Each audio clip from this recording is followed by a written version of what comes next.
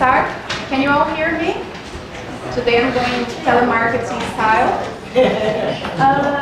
So I'm going to be talking about co-management in developing countries, but I hope that in the end, I already asked Rashid to help us, but maybe you guys can also help me here to try to sum this up and talk about co-management in developed countries outside the examples of First Nations, indigenous groups, etc. Okay? So if you know of anything, just think about that now and then we can discuss it in the end.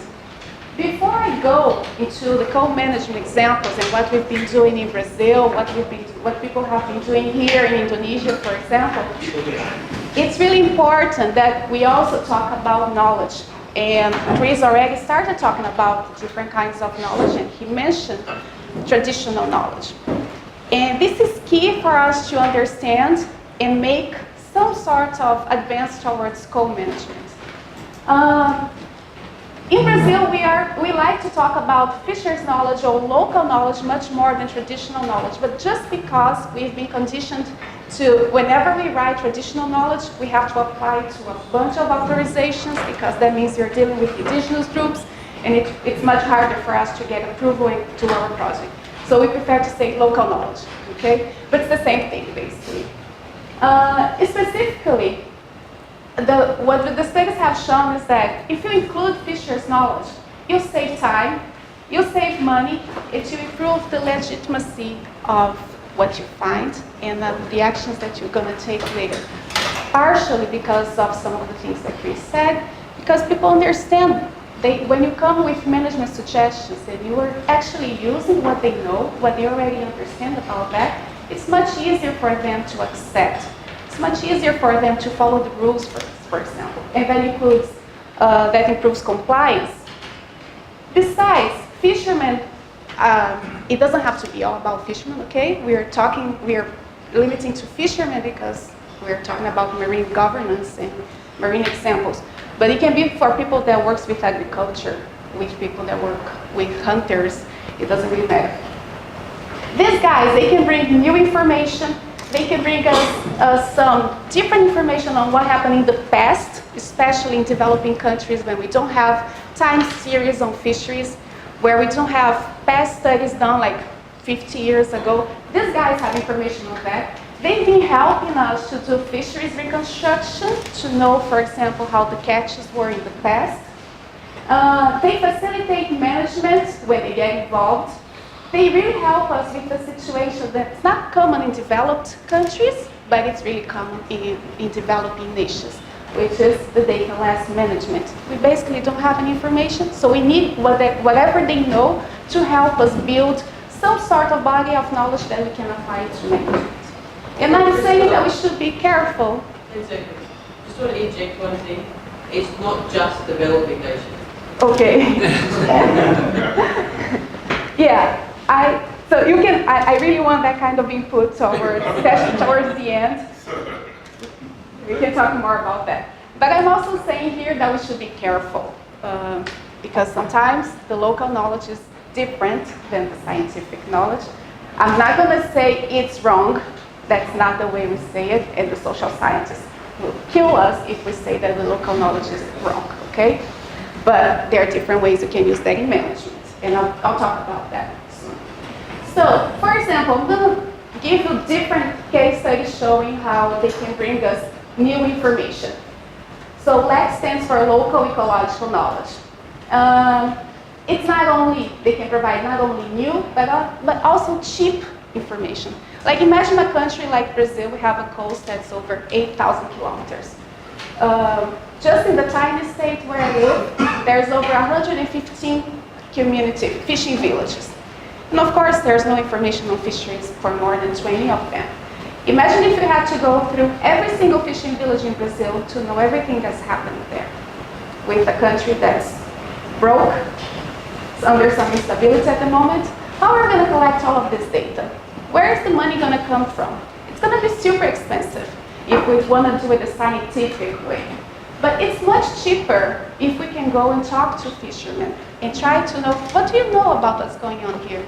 How were things in the past? How has the catch changed over the years? And we've been collecting data, not only in Brazil, but in many different countries, on fish migration, fish spawning, fish diet, habitat, stock size, and changes brought about by climate change on the stocks. So this is a very simple example that was done simultaneously in Brazil and Australia on the migration pattern of bluefish. So they asked questions to Brazilian fishing communities, and they asked questions to Aboriginal communities in Australia. They just wanted to establish what's the direction that this fishing group runs. From north to south, south to north, at what time of the year, and how does that work. And interesting enough, the pattern was exactly the same on both countries. They gave very accurate information. And this is basic because scientists already knew the migration pattern of this fish. So why were they asking the fishermen? It's also important to have some sort of validation. And what kind of information can we really use into management? So they were asking something that they already knew to try to compare, and the information was very similar. And this is going to happen in multiple examples I'm going to give you. In this one, these guys went through the 7 different countries that Mekong flows through. And for, I don't know how many species that have been identified in the Mekong, but many, of course. For most of them, there's no scientific information available, especially the little ones, the ones that are not so important. So they put a bunch of scientists and local people that were trained on interviews to go through these countries using so people that spoke the different languages in this area. And they asked questions about 51 fish species here. They wanted to know about their diet, I'm going to show the results about migration, but they want to know many different things about their biological characteristics of these species. So this is just one example for this fish here. So these are the villages that they went through. They were able to establish the migration pattern of this species. So they did that for all the more than 50 species that they interviewed the people about. So migration from October to February, May to September, and March to May. So that was the first time that they were able to say, like, these are the maps, these are the calendar for fish migration for this whole area, like covering many different countries, many different people, helping with that. Of course, this is, if you think about, how can you interview people in like 7 different countries? Wouldn't that be really expensive? Do you have time for that? In that case, they used focal group, where they put a bunch of experts, and what we call experts in this case are the fishermen that are the most knowledgeable, recognized by their own peers. So they identified who knows the most about this species. This guy, that guy, that guy. So they put them all together in a room, and they ask questions about the species, for example, and once they reach consensus, that's discussed with the whole community. So that's how they managed to get the vertical pattern of migration, but also the side pattern of migration. That's much harder. You cannot have that on a large scale. You really need to go through the small villages to identify how the fish migrate through the side rivers to the small streams during different parts of the year. In this other one, so in this one we actually ran the Brazilian coast, asking information about 13 important species, commercial species for artisanal fishermen in Brazil. And we asked about diet, we asked about many things. I'm just going to talk about the spawning data, because they actually knew a lot about diet. The information that we could compare with the scientific information was completely reliable. It really matched. But then we found something interesting. They knew something about some species, like this is a mullet. They knew, it's a weak fish. They knew a lot about the reproduction of this fish, but for most of the species that we were asking them about, they didn't know anything about reproduction. They didn't know when they reproduced, where. They hadn't seen the fish, most of the species, with eggs, and we found that really weird, because our experience told us that fishermen usually knew about reproduction. Why? For some species they didn't know, there's something strange with that. So we've been actually investigating what's going on with some of these species. It seems like they've been catching them below the maturity size. So that's one possible reason. They haven't been seen because they haven't been letting the fish reproduce. For other species, they reproduce offshore, and they are fishing really close to their homes, so they don't have a chance to see it. But, so that's also important. Like, are they telling us when they don't know, are they also telling us something that we should go after? These are the fish that they've been fishing for decades, and it's kind of weird that they never see the eggs of it. On the other hand, and they knew really well for the fish that they knew when they were reproducing, they knew where they were reproducing and they knew the time. For the others, of course, they didn't know anything. But why did we expect them to know?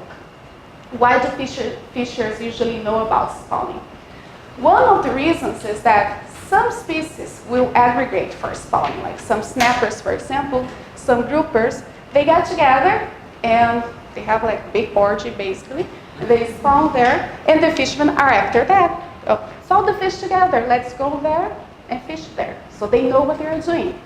In other case, it's not necessarily the fishermen who know the most about spawning, but the fishmonger, the guy who is cleaning the fish, can actually give us a lot of information on spawning. Sometimes the women know about, they don't fish, but they know much more about spawning because they are the ones that are cleaning the fish. So that's one of the reasons we expected them and the fishing village to know. They also know a lot about the grounds. So here we have two different maps of the fishing grounds of a whole area.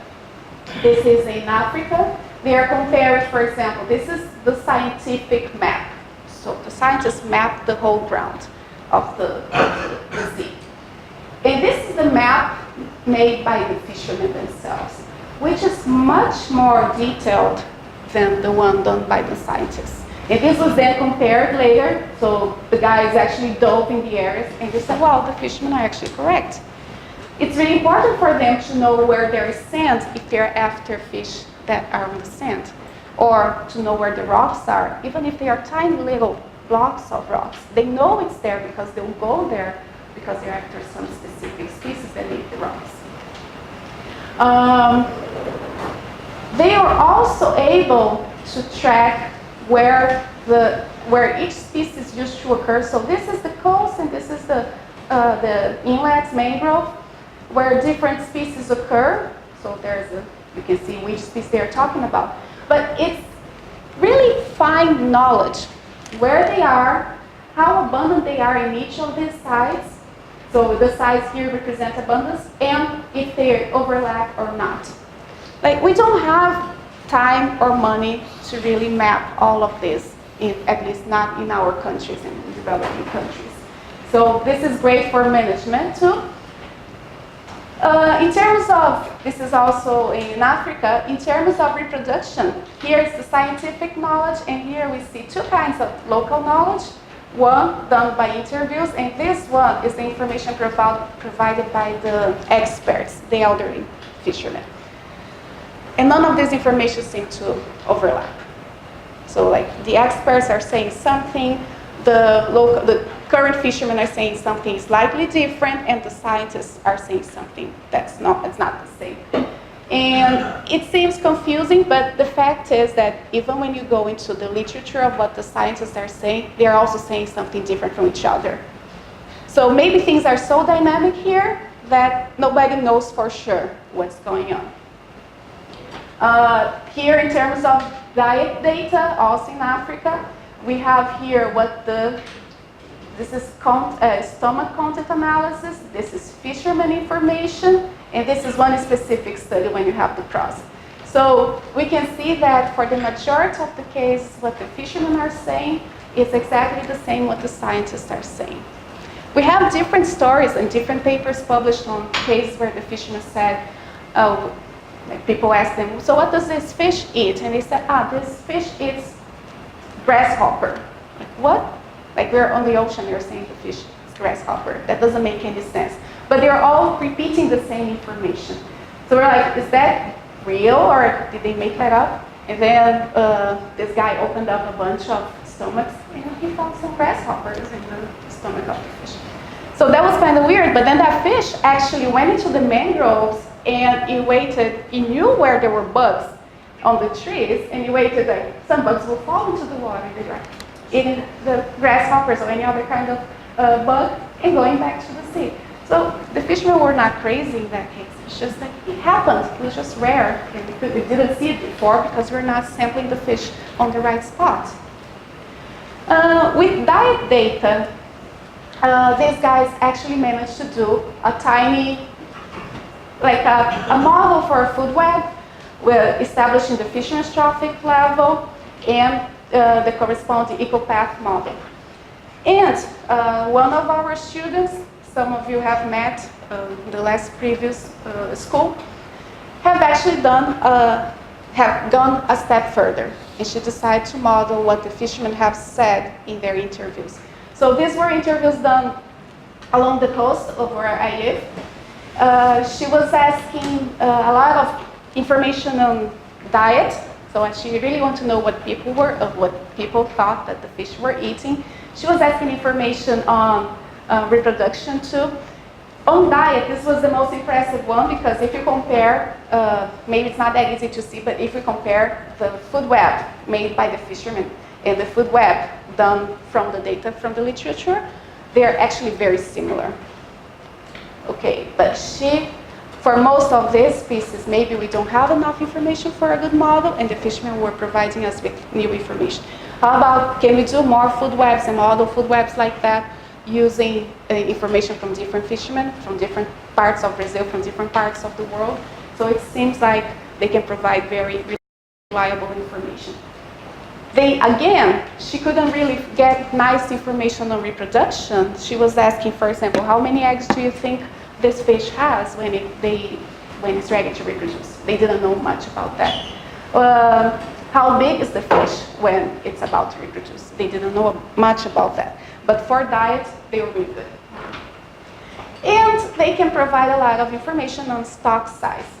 So I'm going to go, for me to get into the examples of Brazil, of co-management, I really have to talk about yams, because that's basically where everything starts. So I'm going to go outside the marine environment for a little bit. So who knows this fish here, other than the Brazilians? Which fish is that? Juan Carlos? Agapaima. So Agapaima is the largest freshwater fish in the world. This is not like an exaggeration. This fish used to weigh up to 300 kilos. Now it doesn't grow that much, maybe 200 kilos. Still pretty big.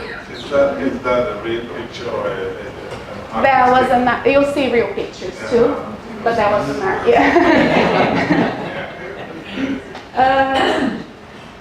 I really like this example. It's really neat because that sets up the base for the whole co-management system in Brazil. So this story begins with the Brazilian government, of scientists actually, discovering an endemic species of monkey in a specific region of the Brazilian Amazon. And the scientists were saying, we really need a protected area here. We really need to kick up the people that are living here. There were over 50 fishing communities living in the area. And they said, we're not leaving. We've been here. We don't need this monkey. Otherwise, this monkey wouldn't be here. We're going to stay.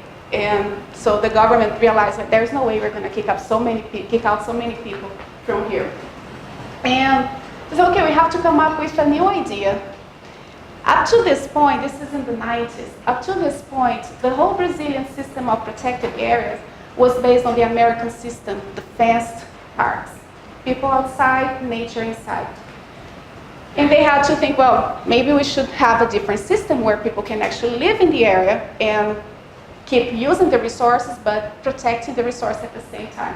So that's when they established the first extractive, or there we have two different names, but it's basically an extractive reserve in Brazil. And the scientists were saying, well, they don't eat the monkey now, they might eat the monkey in the future once their favorite resources are gone. So we have to find a way, we have to figure out what they are eating and what they are making money on. And they found out that they were actually fishing a lot of this fish which was extinct in most of the Amazon already, but not here. It was very plentiful here. And they were trying to understand, why are there so much fish here if it's gone extinct? Because the Portuguese actually thought that this was similar to cod when we were their colonies. So we were their colonies, so they decided to fish this and sell it as cod, salty cod. So that's why it was overfished since like hundreds of years.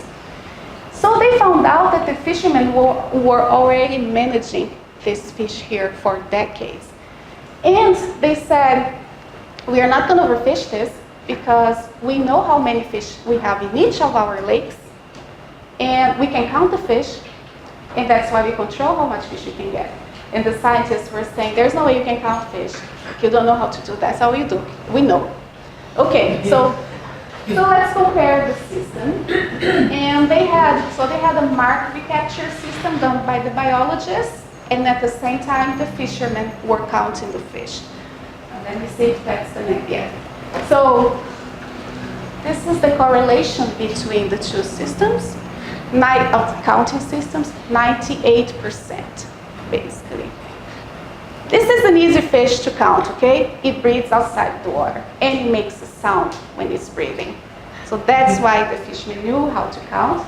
They knew more. They said, we know more than just how to count. We know how to tell the size of the fish, and we can tell if it's a male or female. They do know how to tell the size of the fish, but they make a lot of mistakes when it comes to separating them in male or female. So this has become the official counting system for this fish, not only for Brazil, but for the whole Amazonia. So the local fishermen of Brazil, of this area, now they go around the Amazon to Colombia, to Peru. They reestablish this species in Peru. They go to different countries, teaching other fishermen how to count this fish and establish management systems for it, because then they fish based on a quota system. Okay, and fishermen have also been telling us about climate change. I'm not going to go into the details of this study specifically, but we've been working with First Nations in Canada, with indigenous groups in Thailand, and with Amazonian groups from Brazil, trying to get the kind of information they know about climate change and the effects on fish. And for Canada, for example, fishermen have been reporting things like changes in the taste, changes in the texture of the fish. They say the fish is much softer now than it used to be. And we are trying, in this case, the Canadians are trying to understand what's happening to the texture of the fish. In the Brazilian Amazon, we've been asking them the same questions. And nothing has changed in terms of texture. Nothing has changed in terms of taste. But the fish is thinner than it used to be. And we're like, so why is that? Is there no food? It's because it has nothing to do with the fish itself, but it has to do with the fruit season. That has changed, and the fish eats the fruit from the trees. When there's the flood, the fish go into the forest and eat the fruit. But what's happening lately is that the fruits are, the trees are blooming and fruiting before the flood comes. So when the fish goes into the forest, there's no fruit for them. So we've been getting that kind of information from them. Who is familiar with this concept here? Can any of you explain how that began? That was your masterpieces.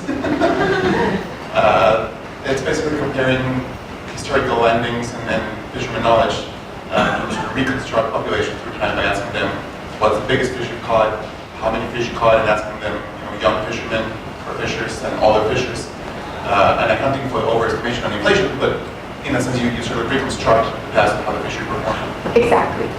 So did everybody understand his explanation? That's exactly what's going on here. One of the first papers to come out was about this grouper in Mexico. I'm not going to go since he already explained the whole thing, but basically the government was saying that they could increase the catch of this grouper because it seemed like it was fine, but the government was actually looking at the whole, multiple groupers landing at the same time, and the scientists were saying, when we look at this, at the Gulf grouper specifically, it's been going down through time, And when they asked the fishermen about the size of their best catch, so the question was, when did you catch your largest fish ever? And they would say, it was in 1940, of course it's an older fisherman. And when you plot that, you see that the young ones, they're saying, I had a wonderful catch last year. I got a grouper that was 5 kilos. For him, who has never seen a larger grouper than that, that seems like a big fish, right? But his grandfather was saying, no, they used to weigh like 25 kilos. They used to be much larger. Okay, so if you have information, if you have time series, a long time series, scientific time series, you can get that information easily. But what if you are in Brazil and you don't have that? You don't have time series. All that you have is the information that fishermen can give you. So at least you have a perspective of what's going on over time. And that's exactly what we've been seeing for all over the coast. For most of the species we've been asking fishermen about, this is the trend we've been observing for different kinds of fisheries and for different species. They're all going down. Groupers or parrotfish, they're all going down along the time. And this is all from fishermen. There's no landing data, there's no past landing data here. The same thing for mixed spawning aggregation. Some groupers, they get together, different species, and they spawn at the same time. If you look at their spawning data, it's also going down. Per site, the same in different countries, it's in Fiji. So the same pattern have been reported by different fishermen from all over the world. So, just continue what Juan Carlos was saying. So the next question, like, okay, they can report their best catch. Could they report their average catch and kind of help us to establish how their catch have been changing along the time? So we've been testing that. So this is also again in Brazil. But no, at least in Brazil for CPU, for catch per unit effort, fishermen they don't really remember well their average catch. They're really good with their best catch. Whenever it touches the line here, it means that we're comparing. For this case, we have data, okay? It's one of the few cases where we have scientific data. They remember really well their best catches, but they couldn't remember well their average catch throughout time. And you know that story that fishermen always lie when they ask them about the size of the fish? It turns out it's true. But it's not true in a way that you would think, they are always lying saying their fish was bigger than it actually was. In this study here, they actually, they registered what the fishermen were catching every day.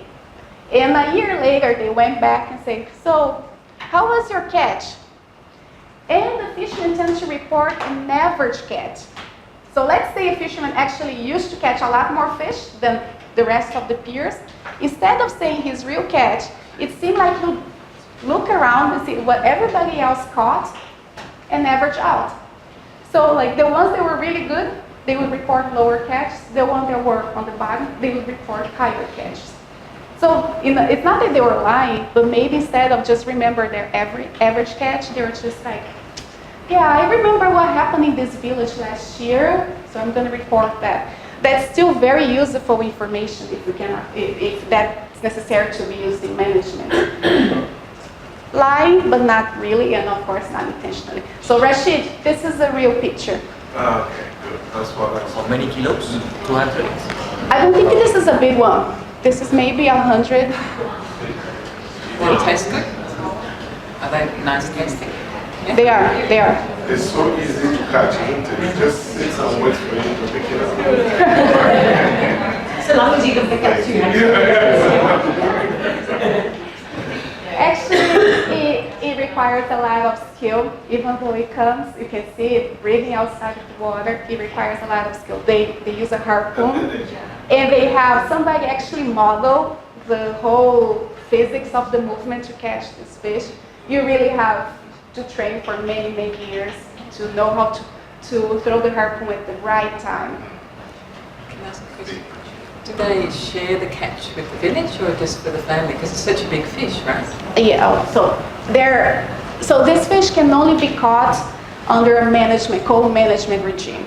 So that's why I'm talking about it, because I'm going to go into the details soon. But if I don't answer that, just remind me. So in this case here, we are asking the fishermen again about their largest, because all those studies I showed were done with ocean or coastal fishermen, okay? This is the first time we're doing it for inland fisheries. And we're asking, again, there's no information on past catches, and we're asking them their largest fish ever caught. So you can see that the oldest ones were catching fish around 200 kilos, and that has also been declining along the time. So yeah, I just said it can only be caught officially under a co-management regime. But the black market for this fish is huge, huge. So it's not a surprise that's been declining. So basically that's the average for people in the 70s, and then in the 90s they go to 140, and now recently to 115. So it's been declining. But then we also asked about how many fish they would see in a given area in 3 minutes, basically. And that's their sighting in the 60s, more than 50 times what they see in 2000. And then something happens here in 2006. And this is what I'm going to be talking about when I get to the co-managed examples, okay? But things start getting better after 2006. Well, there in one of the first slides I said we should be careful too. Not because the fishermen are going to lie, but just because there's a different interpretation of knowledge that we have to be careful there. Their knowledge for us is not necessarily scientifically correct. It's correct for them, and we should respect their knowledge. But we don't necessarily have to use their knowledge in the way that they understand it. If we have time, money, secondary information, we can talk with expert fishermen. It's interesting to verify the kind of information they are providing us, because sometimes there's some cultural interpretation that they do of their own knowledge that can be incorrect for us. This is a case that I love to talk about. Was in Nova Scotia in Canada. The government decided to close the hake fisheries, and the fishermen went crazy. That no way you can't close the hake fisheries. But the interesting point was they were not fishing for hake. So the scientists were like, why don't you want us to close the fisheries that you're not interested?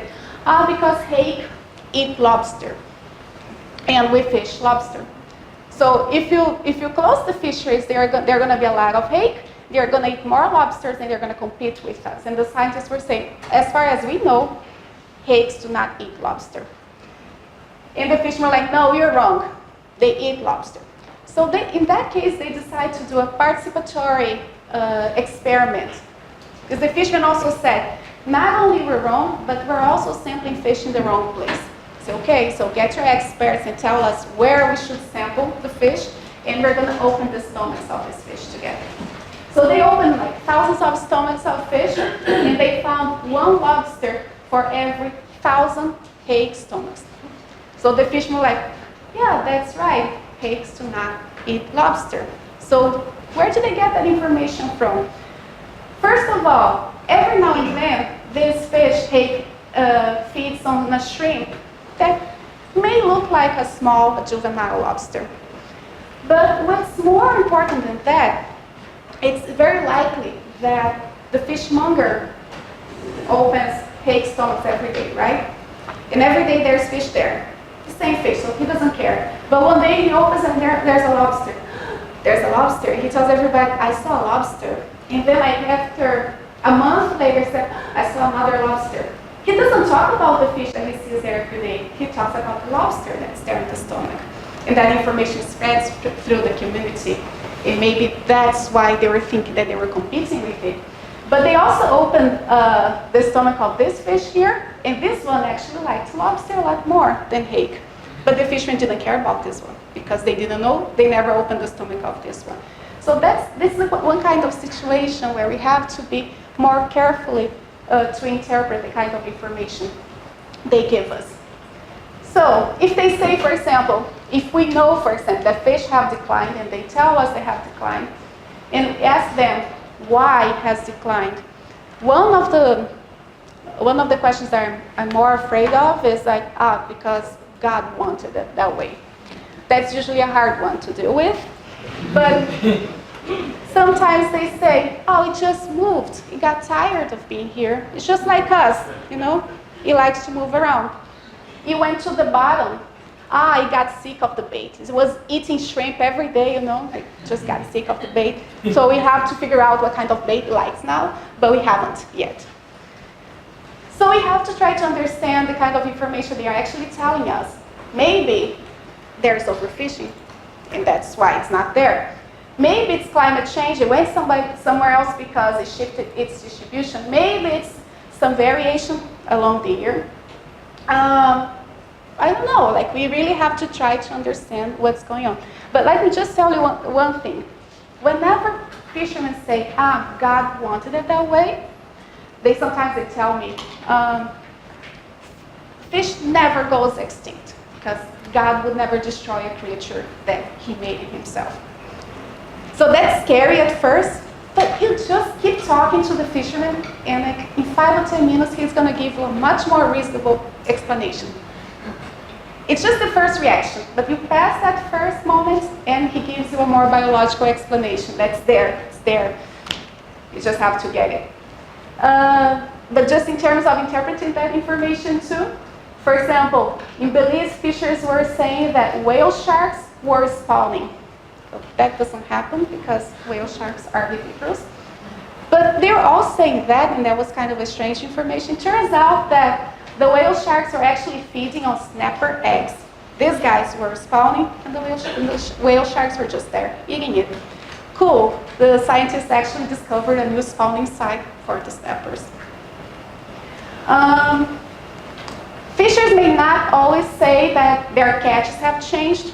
They say, no, it hasn't declined. It's fine. It's always the same. And we should always try to interpret again, because maybe the catches have not changed because now they're fishing longer hours. They got motorized boats. They changed their fishing spots. So we also have to try to understand why their catches haven't declined according to their perception. And when is knowledge more reliable? What we have identified as reliable knowledge is usually when it's associated to some essential information. For example, when they really know the kind of seabed in order to catch the fish they're after. So they know a lot about the biological and the physical sides. When the information is repeated multiple times, when they see that happening multiple times, so they record that. And when it creates a flashbulb memory, like, okay, I really caught a super big fish. I'm gonna tell that story for the rest of my life. It happened in 2018 when France won the World Cup, something like this. We always try to, that's one way you get dates, because sometimes like, which year did that happen? I don't know. No, think about something important. Brazil lost to Germany 7-1. That's one way. That's painful. You had to go there? That was one of my favorite days. And every Brazilian will remember that forever. Yeah. So, for us to get into the co-management, so now that you have a whole background on the kind of local knowledge that we can use, we have to understand some property regime types. So these are the 4 basic property types: private, state, common, and open access. Who's going to help me with these 4 types here? I know you know. What's a private property? What do you mean? individual. Yeah. And state property. Try to give an example in terms of marine governance, for example, or fisheries governance. So in Australia, state property is the beaches up to the high tide mark. That's state property. Okay. And common property.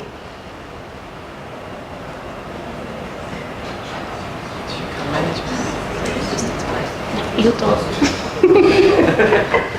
Customary reef in Fiji. Yes, exactly. And what's the customary reef? A locally managed marine area, as an example. So it's an area that is publicly accessible, but also exclusive. Yeah. So in a common property, and that's where we're going to. Open access, everybody knows, like, doesn't belong to anyone. Like, Rashid really wants the high seas to stop being open access, right? But that's how it is to this point. So basically, for now. So people can go there, and nations can go there and fish there. But common property is the kind of property where there's no title usually. It's like that. The reef doesn't belong to a person. It doesn't belong. The state lets people use that, and as long as they have some sort of control of who is going there, the kind of fishing they're doing there. And this is what we're, for most examples of co-management, we're dealing with this type of property, common property. When we talk about types of management, we can go from the super centralized management, where the government tells everything and how it should be done, and we just accept it, to co-management, where government and communities share responsibility, and there's a whole range of co-management where they just listening to what people are doing, are telling them, but they don't really care much about what they're saying, to the point where there's a full-on partnership. They really respect what people are saying. And there's also the other extreme here, when you get to community self-governance.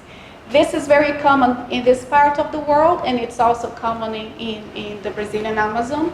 There's no government involved. It's just like the case I was telling about the big fish there. They got there, and fishermen, when the scientists got there, the fishermen were already managing their own fisheries.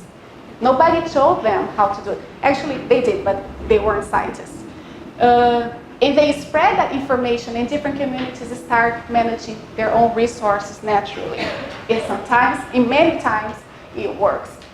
But so does that mean that we should have co-management all over? There's a report that was published last week, and was also on The Guardian a couple of weeks ago, saying that maybe our way for conservation should be co-management, basically, or community-based management, and just let people take care of nature, and that's going to work out. But then when you look at his study that was done in Kenya, Tanzania, Madagascar, Indonesia, and Papua New Guinea, we see that if we have no-take areas, you have a lot more biomass than co-management or community-based areas, which still has a lot more biomass than open access areas. So this may not be the only solution. The best solution may be to maybe join the two of them, and that's what a lot of places have been doing. Like, you have a community-based arrangement, you have a co-management arrangement, but inside that arrangement, you also have places that cannot be fished. But the communities themselves agreed on that area. They said, okay, this is going to be a no-take area. So in that way, you have the best of the two worlds together. This guy is in a canoe in a lake. Doesn't look like?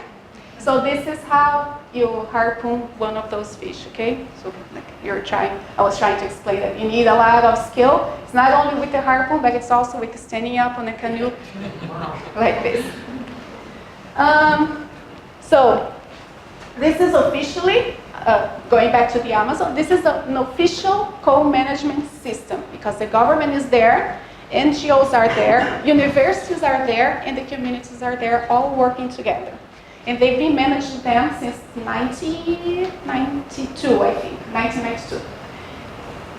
This is the big fish again, and they've been counting the number of fish, so since 1999, and it's now all the way to 2017. And what we see in different areas of where the co-management works better is that the number of fish has been increasing progressively along the years, even though there are more new fishermen entering the system. Their income has also increased, and their quota, since there's more fish, they can now fish more. So the system seems to work really well. So they fish only 30% of the whole count that they make. So let's say there's 1,000 fish in a lake, in 2-3 lakes, then they can get 300 of those and sell it. And why has the income gone up? Because one of the things that the co-management arrangement has done is establishing contracts with restaurants or boat owners that come from big cities where there are markets that can afford to pay much more for this fish. So this is a system that's it's working well so far, but it's being threatened by the black market. But from a biological perspective, it's great. And then we can look at the reasons that can make management work or fail in different areas. So, I forgot now the country this was done. Also Madagascar and stuff. Madagascar. Yeah. Oh, I can't say that. I think it's the same. It's the same group of countries. The WCS. Yeah, it's from the same paper, that's it. So in this case, they are trying to understand what's beneficial to, of the benefits of co-management to livelihoods. And it seems like management can actually works better in communities that are slightly wealthier. Okay, so everybody's poor, but those that are doing a little better, it seems like they have more chance of succeeding in management. Also, where there's strong human agencies, institutions, and where people really take part in the decisions. It's not the fact that you have a co-management arrangement in place. Having a co-management arrangement in place does not mean that you will have people taking part in the decisions. Sometimes they don't want. Sometimes they are not engaged enough. And in places where they are engaged, it seems to work well towards management. It's also important to have graduated sanctions to have fewer effects on the livelihood. Do you guys know what a graduated sanction is? Penalties get worse with worse or more infractions. Yeah. What is that? So basically, you don't expel people from the community if they fish where they are forbidden the first time. So the first time they do something that the community decide that's not proper, let's say they go and talk to that person.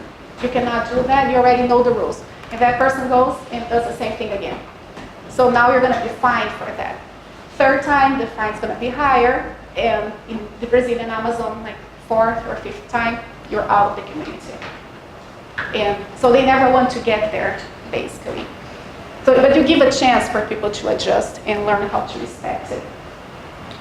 What's also interesting here, fish biomass seems to increase with distance to market. Now, of course, you don't have the incentives of the market there, like we really want to buy your fish. So the further away from market, the more fish biomass. But also important is perhaps the most important aspect so far. This is a study done with co-management with examples from all over the world. Seems to be leadership. Having a strong leadership is a key point for the success of co-management. Access is also important. So let me see. Yeah. So these are villages, again, in the Brazilian Amazon, where they establish co-management at the same time. These guys actually initiated it before. I'm just showing two, but there are actually many examples in the same situation. So they initiated at the same time, and this one doesn't work, and this one works. And we were trying to understand why some work and others don't. And this is very clear for us now. So in this one, their lakes can be accessed from multiple sides, and they don't really see people invading them. In this case, for you to get to these lakes here, the only way is by passing in front of the community. And people try. They go in the middle of the night. They stop rowing and just go with the river in the middle of the night to be as quiet as possible. But there's always somebody up in the middle of the night. And they get caught all the time. We got caught. And we had authorization to go there. So we got to the lake, and this fisherman came with a gun. And like, what are you doing here? It's not allowed to fish here. So I know, we are scientists. We have the authorization from the government. Where is the authorization? That's what they all say. Yes, exactly. So we had to show, and he said, where's the authorization from my community? Then we had to show it too. So they're there taking care of it. Any quick question about that? Of course. How did you determine, so was the one where it wasn't working still considered a common pool? Or was it therefore open access just because was- they couldn't control? Yeah, it was formally on the paper they were a community-based system, but in practice they were open access. And they were not being recognized. This other one and the other communities similar to that were being established as a part of a protected area, a structure reserve, because it was working. In the case of, there are multiple cases of the so-called territorial user rights for fishing turfs. There are examples in Japan, in Pacific Islands, very famous in Chile. The whole coast of Chile has examples like that, where fishermen gain the right to ownership or manage their resources there. In Chile, it's very emblematic. Do you guys know this? Local, the famous local. So this bivalve, during the dictatorship, there was a big market. Like all the Latin American dictatorships were very neoliberal. So just fish as much as you can. You're going to put it in the market, and of course the resource collapsed. And then they had to close the fish. That's the fisheries. That's the point where they close, and there's no basically just some subsistence catch. And then with the redemocratization process, they decided some sort of community-based arrangement, the turf system, and now it's going really well. We can think, but the catches haven't really improved along the time. No, that's not the case. Now they control how much they catch, and they play according to the market. If there's too much in the market, the price goes down, so they close the fisheries themselves. So this system in many different parts of Chile has been working really well. And not only for local, now it has the places that have been managed properly. You have more fish, you have more of the other invertebrates too. I'm gonna skip this one because of time. And I would like to talk about this large-scale experiment that we're doing in the Amazon with co-management. So these are all villages, large-scale because it's getting close to almost 2,000 kilometers of river now. So these are all fishing villages that we have been working. These areas here are protected areas, but where fishermen can live inside and fish. So we are working with 49 communities in protected areas, 48 outside. Now it's more than that. So these are the preliminary results. 48 outside. We're working with 89 lakes. Some of them are managed officially, others are just subsistence, and some of them are open access. And 117 river beaches, 28 of them protected by the fishermen themselves. And the protection is usually done, like the fisherman that approached us, he was in a little house like that. They set these houses in the lakes just so they can watch over the lake for 24 hours. Usually with no incentive, no monetary incentive, because they don't have money to pay for the fishermen to be there. So they rotate. So they're managing basically the same fish and also the turtles.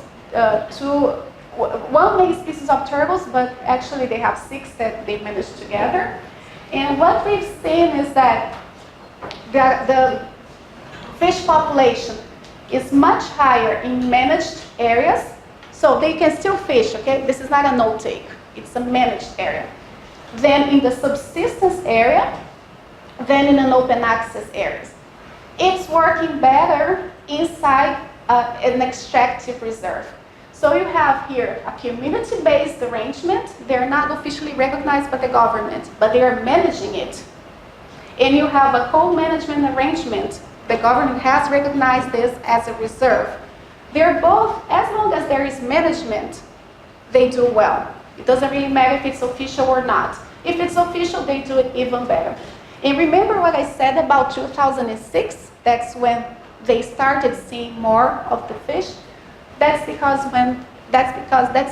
when the management was implemented in most of these areas. So when they either co-management or community-based arrangements. Once they established these arrangements, fish has increased a lot. So we can see there, it's been calculated that's going to take from 7 to 14 years for populations to recover, for this fish to recover, after you establish some sort of community-based arrangement. What was subsistence? So the system, they can go and fish as long as it's just for them to eat. They cannot sell it. Got it. There's more than that. There's also the emergency system. It's just like somebody got sick, so they really need to send somebody to the town. They can go and fish there. Yeah. But these are the three basic ones. And what really explains the success of these fisheries here is lake protection. It's not being inside the protected area, but having a community taking care of the lake is what explains their success. So just as a comparison, this is the density of fish in open access lakes and in protected lakes. Like a huge difference here. For turtles, the same thing. Since the beaches are protected, this is how the turtles population have been recovered. And if you look at the predation rates on protected beaches, 99% of the eggs are eaten or collected by people. They love turtle eggs. In protected beaches, only 2%. But once you protect a place, it's much more than the fish or the turtle you're protecting. What you're seeing here is that protected beaches have much more migrant birds, more invertebrates in general, more caiman, alligators, catfish, and aquatic fauna. They never intended to protect these animals here, but it's just working for them because they are protecting the beaches or the lakes for the animals they want to fish. And to end, that's one of the examples I would like to finish it, is that, okay, we saw here that community-based arrangements works just as fine as co-management. The official versus the unofficial one works just as fine in the Amazonian case. Except for one thing. People that live inside officially protected areas, inside co-management arrangements, they want to stay there. But outside of these areas, people actually want to leave, even if they are in a community-based arrangement. In a community-based arrangement. And why is that? One of the things we're checking, for example, is how rich people are inside an extractive reserve. And people seem to be much wealthier when they are inside an officially protected area because the government comes and gives them support and some basic dignity. The government comes and brings documents to them, for example. When they are in a community-based arrangement, they are on their own. They don't have documents. Sometimes their babies don't have like an official ID or some sort of that. So this is one of the things we saw. We're looking at what they have in their houses, basic appliances. And what really explains their improved life quality is being inside a reserve. And if we look at what we have in a reserve, so you can see these are protect communities inside, in blue are communities inside extractive reserves, and in red communities, they're inside community-based arrangements. These guys inside co-management arrangements, supported by the government, they have schools, they have health centers, they have bathrooms, they have access to radio. And these guys, they have more. They have boats for transportation, they have internet, they have a grocery store. The ones that are just relying on community-based arrangements, they don't have access to this kind of thing. So, okay, we figure out one aspect for the resource that's really good. It doesn't matter if we have community-based arrangement or official co-management, but for the social perspective, perhaps it's better if we have some sort of government support, just so we can provide more to people than just the resource they depend upon and make them stay there instead of just going to the cities where they ended up living in slums or in very difficult situations. And I think that's it. Thank you.